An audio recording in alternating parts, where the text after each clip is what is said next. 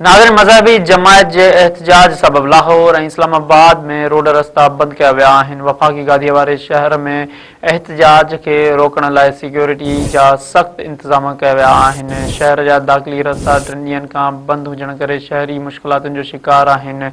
ॿिए तरफ़ लाहौर में पिणु सिक्योरिटी सख़्त कई वई आहे।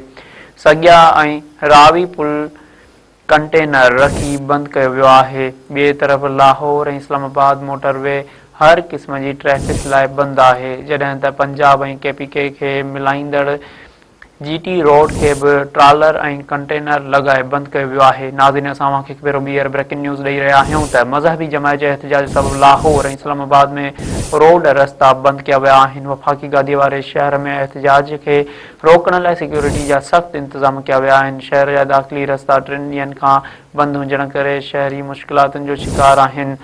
ॿिए तरफ़ लाहौर में पिणु सिक्योरिटी सख़्त कई वई आहे।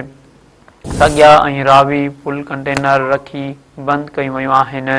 ॿिए तरफ़ लाहौर ऐं इस्लामाबाद मोटरवे हर क़िस्म जी ट्रैफ़िक लाइ बंदि आहे, जॾहिं त पंजाब ऐं केपीके खे मिलाईंदड़ GT रोड खे बि ट्रालर ऐं कंटेनर लॻाए बंदि कयो वियो आहे।